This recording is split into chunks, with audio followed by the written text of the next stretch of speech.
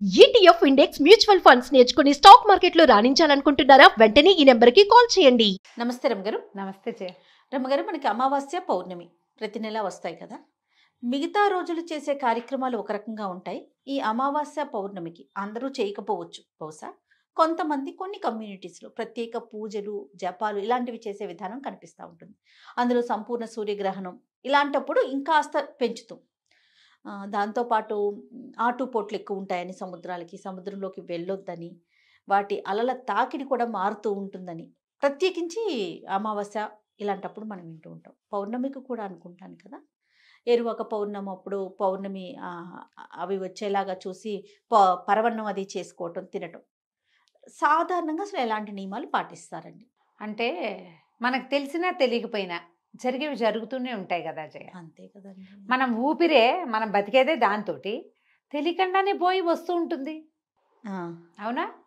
ఊపిరి దానంతట ఇన్వాలంటరీగా, తెలుగులో అసంకల్పిత ప్రతీకార చర్య. అంతే, గాలి కావాలి, అదే తీసుకుంటూ ఉంటుంది వెళ్తూ ఉంటుంది బయటికి. రక్తంలో మార్పులు దానంతటా అవి జరుగుతూ ఉంటాయి. బాడీ సెల్స్ ఎప్పటికప్పుడు మారుతూ ఉంటాయి. మనకేం తెలీదు, ఏమీ తెలీదు. ఊరికే డేట్లు చూసుకుంటూ ఉంటాం. మనం డేట్లు చూస్తాం, అన్ని డేట్లు తెలుసు మనకి. మన చిన్నప్పుడు నేర్పించేవాళ్ళు చూడు, ఇట్లా చూసుకోవటం. 31 రోజులేవి 30 రోజులేవి తెలుసా? ఈ సిస్టమ్ తెలుసండి, స్కూల్ సిస్టమ్. ఇట్లా చాలా ఏళ్ళు నేను ఇలాగే లెక్క పెట్టుకుంటూ ఉండేదాన్ని. మౌంట్స్ ఉన్నవి 31. ఫిబ్రవరికి చిన్న రోజులు కాబట్టి ఇది లెక్కలేదు. మళ్ళీ మార్చికి మౌంట్ మళ్ళీ ఎత్తు వస్తుంది అనమాట. మార్చి, ఏప్రిల్, మే, జూన్, జూలై మళ్ళీ ఇక్కడే మొదలు పెట్టాలి. ఇక్కడే అలాగనమాట. ఈ లెక్కలు చూసుకుంటాం. డేట్లన్నీ తెలుసు మనకి. కానీ తిథులు ఎంతమందికి తెలుస్తాయి జయ? మాకు తెలియదండి. లేవా అవి? లేనట్టు కాదుగా, తెలీదు మనకి నాలెడ్జ్ లేదు. నాలెడ్జ్ లేకపోతే, నాలెడ్జ్ లేనంత మాత్రాన అదేమీ లేనట్టు, అది కుదరనట్టు దాన్ని మేము ఒప్పుకోమంటేను అలా కుదరదు. వాటి దారిన వెళ్తూ ఉంటాయి. ఇప్పుడు నెలలో మనకి 30 రోజులో 31 రోజులో లేదా 27 28 రోజులేనో ఉన్నప్పటికీ మనకి మాసాలు ఉన్నాయి. తెలుగు మాసాలు తిథుల లెక్కతోటి నడుస్తాయి. వాట్లల్లో కూడా ఇంచుమించుగా ఇన్ని తిథులు ఉంటాయి, అంతేగా. పౌర్ణమి దాకా 15వ రోజు పౌర్ణమి లెక్క, అందాజు లెక్క. మళ్ళీ 15వ రోజు అమావాస్య అనుకో. ఈ కరెక్ట్గా లెక్క పెట్టినట్టు 30 రోజులు రావు. ఒక్కొక్కసారి 2 రోజులు ముందైపోవచ్చు, ఒక్కోసారి ఒక పూట పైకి వెళ్ళచ్చు. తిథుల ప్రకారం చూస్తే కనుక అప్పుడు మనకి అమావాస్యని పౌర్ణమని ఆ వివరం తెలుస్తుంది.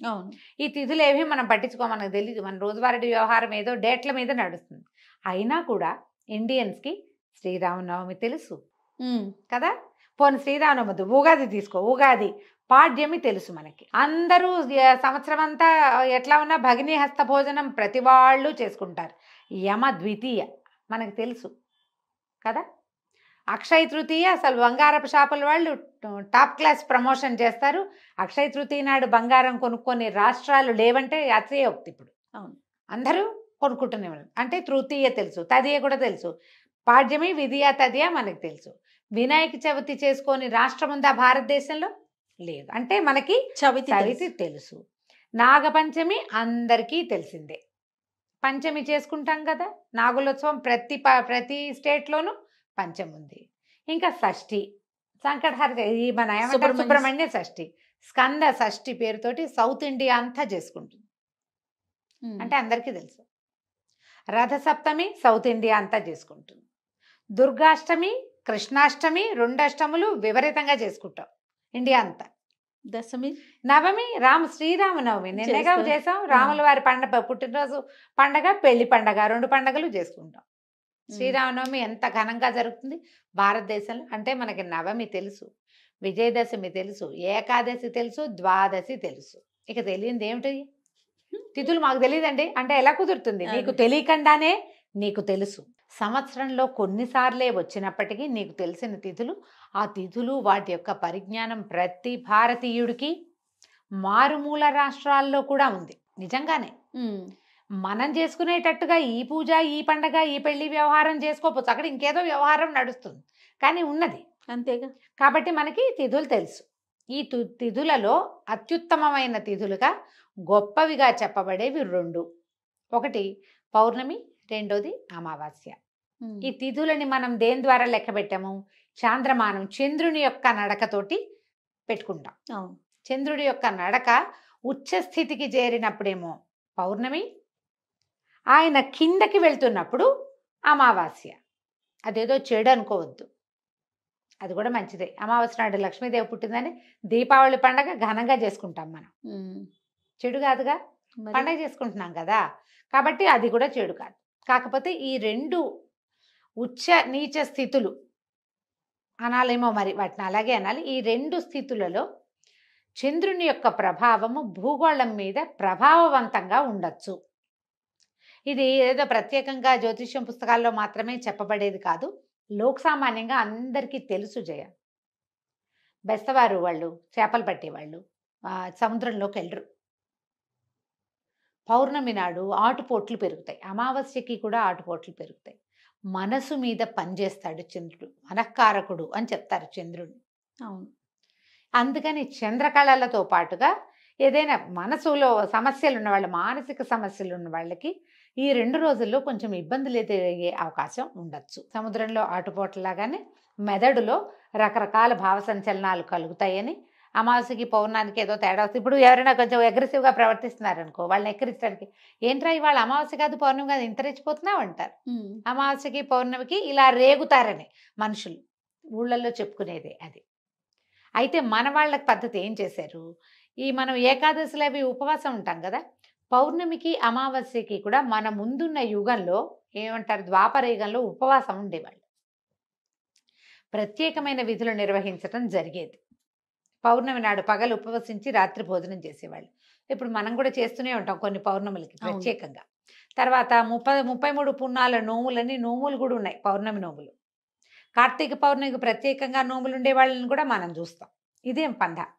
అమావాస్యకి చేసేవాళ్ళు మనకి కనపడరు. అమావాస్యని పితృదివసంగా భావించి ఆ రోజున తర్పణాలు విడిచేవాళ్ళు, ఒక పూటే భోజనం చేసేవాళ్ళు ఉండేవాళ్ళు. ఇదివరకు మన ముందు తరాల్లో ఉండేవాళ్ళు. మనం అది చెయ్యొచ్చు. మీకు తర్పణాలు విడవటం రాదు, మీ పద్ధతి కాదు, ఏం పర్వాలా. అమావాస్య పౌర్ణమి మీరు తెలుసుకున్నారు, ఆరాధన పెంచుకోవాలి, దైవారాధన పెంచండి అవకాశం ఉంటే. ఓకే. పౌర్ణమి మీకు తెలుసు, లలితమ్మవారిని ఆరాధించండి, శ్రీరాముడిని ఆరాధించండి, శ్యామలని ఆరాధించవచ్చు. అన్ని ప్రత్యేకమైన రోజులు కాబట్టి అమావాస్య నాడు పూజ చేసుకుంటే అదేమిటో వచ్చేస్తాయి సిద్ధులు, అవంతా మనకేం తెలియదు. వరకు ఎక్కడ వస్తాయి, మన అలాంటి వాళ్ళకి కాదు, మనం చెప్పేది కూడా అది కాదు. అది అమావాస్య నాడు కూడా మనం ప్రత్యేకంగా లక్ష్మీ పూజ చేసుకోవచ్చు, ఏం తప్పులేదు. ఇంతే పద్ధతి. మీరు మాకు తిథులు తెలియవు ఇవన్నీ ఎలా తెలుస్తాయంటే ఒక క్యాలెండర్ మెయింటైన్ చేయండి. ఆన్లైన్ క్యాలెండర్లు బోల్డ్ ఉన్నాయి, ఆ క్యాలెండర్ కానీ బోల్డ్ పేర్లు క్యాలెండర్ డౌన్లోడ్ చేసి పెట్టుకుంటే మీకు అమావాస్య నాడో పౌర్ణమి నాడో ఇది వస్తుంది, అంతే. వాళ్ళే తెలియజేస్తారు. వాళ్ళ అమావాస్య రోజు క్యాలెండర్ చూసి అలవాటు చేసుకోండి, ఏ ప్రత్యేక దివసమో మనకు తెలుస్తుంది కదా. మనం కొన్ని చేయదలుచుకున్నవి అలాంటివి చేసుకోవచ్చు. మంచి రోజా, అవునా కాదా, ఇది అష్టమా నవమా, ఏదైనా ఈ పనులు చేసేటప్పుడు ముందుకెళ్ళచ్చా వెనక్కి వెళ్ళాలా, అవన్నీ ఆలోచించవచ్చు. అవన్నీ మీ ఛాయిస్లు. కానీ ఈ ప్రత్యేకమైన దివసాల్లో మనం పూజ కానీ దేవాలయ దర్శనం కానీ ఈ రోజున మీరు ఏదైనా నియమం పెట్టుకోవటం కానీ చేయొచ్చు తప్పకుండా. అంటే మీరు ముహూర్తం చూసుకోండి ప్రతి పనికి అనే వైపుకి నేను మిమ్మల్ని తోసే ఉద్దేశం లేదు నాకు. నా ఉద్దేశం అది అసలు కాదు. కానీ మనం ఈ రోజులు ప్రత్యేకమైనవి అని తెలిసినప్పుడు ఆ రోజుని మనం దేవాలయం ఏదో ఈ వారంలో గుడికి వెళ్దాం అనుకున్నాం, ఒకసారి క్యాలెండర్ చూసుకుని ఓహో ఈరోజు మంచి రోజు, దైవ దర్శనం చేస్తే మంచిది, వెళ్ళరండి, అలాంటివి చేయొచ్చు కదా. తప్పకుండా ఆ రోజు తెలుసుకుని మనం సంకల్పం చెప్పుకునేటప్పుడు చూసుకోవచ్చు. మామూలుగా మేము సంకల్పం చెప్పుకుంటాం, ప్రతిరోజు తిథి చూసుకుంటాం, ఇవాళ ఈ తిథి అని తెలుస్తుంది. మీరు ఏదైనా చేయదలుచుకున్నప్పుడు తిథి చూసుకుని చేసుకోవచ్చు. ఈ 2 తిథుల్లో ప్రత్యేకంగా పౌర్ణమికి అమావాస్యకి దేవతార్చన, దైవారాధన, ఉపాసన లాంటివి పెంచుకోవచ్చు. మీరు ఏదైనా చక్కగా లలితా సహస్రనామమో, లక్ష్మీ అష్టోత్తరమో, లక్ష్మీ సహస్రనామమో హ్యాపీగా చదువుకోవచ్చు 2 తిథుల్లోనూ. ఓకే. ప్రత్యేకంగా చేయొచ్చు. ఈ సంచలనం రావటం అనేది కనపడదు కానీ జరుగుతుంది. తప్పకుండా రమ్మగారు. వెదర్లో మార్పు వస్తుంది కాబట్టి మన మీద దాని ప్రభావం ఉంటుంది కదా. దుష్ప్రభావం ఏదైనా మన మీద పడేటట్టయితే దాన్ని మనం ఈ దైవారాధన ద్వారా తప్పించుకోగలుగుతాం. తప్పకుండా. నమస్తే. నమస్తే.